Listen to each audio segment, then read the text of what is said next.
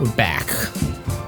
Okay, so if you're watching this, the odds are high you're only watching the big game tonight to get a peek at those sweet, sweet commercials, the peak of cinematic production. You might start thinking to yourself, maybe I should make a spec ad this year.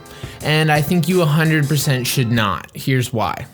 Spec used to mean making a piece that someone might buy in the future, but at this point it apparently just means using a big brand to cover up the fact that your dad paid for your first real commercial. And don't even get me started on the ways that we stretch the truths in our bios and websites. We're just gonna focus on spec here for a second. Spec is a term we use to justify lying and false advertising surrounding our work. There are probably directors and DPs who you look up to that you go, oh, that's so cool, they got to work with Spotify. But the odds are pretty good they didn't. Lots of people are coy about the spec they put on their website, and they're full of brands that they've never actually worked with. People use the logo, tag the brand on Instagram, and act like it's a real job, and really a lot of the time it's a passion project.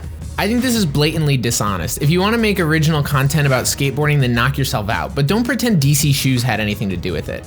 Imagine you were a sports drink company, and on your website you post pictures of Derek Jeter and LeBron James and Messi, and someone comes up to you and they go, oh, do those people use your beverage or endorse it? And you go, no, we've actually never met them, but I think they'd like it if they tried it. That's the definition of false advertising. Now, aside from the willfully dishonest part of this practice, which blows my mind, it's also often used as a band-aid to cover up the fact that someone half-assed the work. Oh, so what if we shot some mixed format stuff in a field and threw a Forever 21 logo at the end? That's not a spec ad, that's nothing. And if you took the logo off, it would be nothing, which is why you're inclined to put a logo at the end of it to take it from nothing into at least something.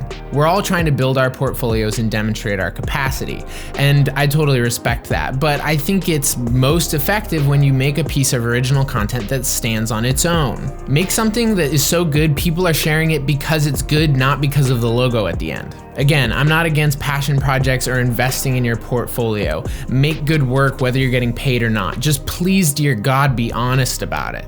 The problem is we're all feeding it. It's an arms race of lies where we stretch the truth about our role in a job, or we hide the edit and post the frames, or we make a spec ad and pretend that it's real, and so we feel this pressure to be a part of that system in order to keep up. Let me tell you, you will be okay if you tell the truth. It is better in the long run, every time.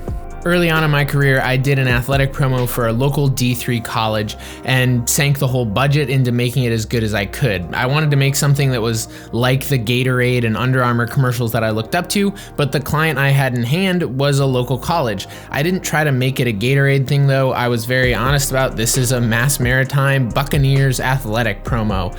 And it was crazy to see the doors that opened for me. I got asked to shoot a lot more work like that, and years later I even saw that piece referenced in a deck for an NFL project. Turns out good work doesn't need to be propped up. Best part is I never had to figure out what to say when the client asks, so how was it working with Nike? Agree or disagree? Let me know in the comments, and don't forget to watch those Super Bowl ads.